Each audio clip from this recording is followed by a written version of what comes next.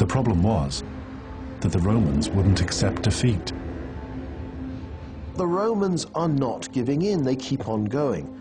And this is a basic truth throughout all periods of history. You only really win a war when your enemy concedes defeat. By refusing to surrender, Rome had in essence thrown away the old rule book. He's just inflicted these appalling defeats on the Romans, the sort of things that would have broken the back of any other kingdom or nation around at the time. They would have rolled over, given in, and said, right, it's a fair cop, Gov, we're beaten. It's over.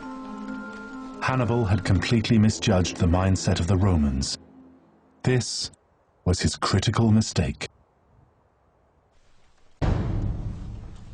The Romans are fighting a life or death struggle. That's how they see things. That's how they think. It's a completely different mindset to Hannibal. It's something he never really understands. As far as the Romans are concerned, there can only be one winner from this struggle. Either Rome herself will cease to exist, or Carthage will. This was a new way to think. This was the Roman way. From Rome's perspective, having Hannibal in their backyard was plain humiliating and needed putting to rights. Rome is beaten down, it's on its knees, but it doesn't give in. This is someone it knows has nearly destroyed the Republic, and the Romans are not going to forgive this, and they're not going to forget this. Very cleverly, they decide that the best way to fight Hannibal is not to fight him at all. So for the next 14 years, they leave him to traipse around the Italian countryside, vainly trying to goad the Romans into a fight.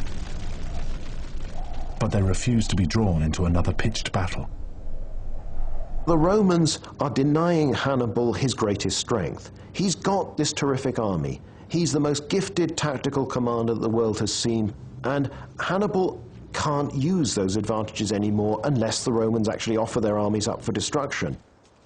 By refusing to be drawn into battle, the Romans had found Hannibal's Achilles' heel. His mercenary army was fine when fighting and winning battles, but no battles means new mercenaries become less inclined to join his army, and his core army gets weaker by the month. Hannibal's army gradually declines in size and in quality as the war goes on. The Roman armies keep on improving, so the advantage he has over them narrows. From the very start of the war, it gets less and less until it disappears altogether. The biggest blow to Hannibal, however, was the defection of his elite cavalry, the Numidians, just before the battle that would decide the outcome of the war between Rome and Carthage.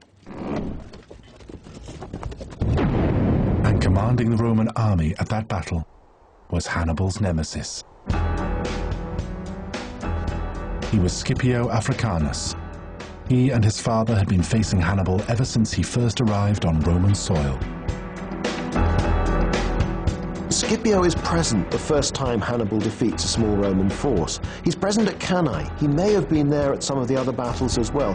He's seen the greatest army Rome has ever put in the field cut to ribbons by Hannibal's smaller force. So Scipio realizes that this opponent is not one that we can beat easily. Having first-hand experience, he was fairly intimate with Hannibal's tactics. Scipio decided that the only way to defeat Hannibal was to mimic those tactics.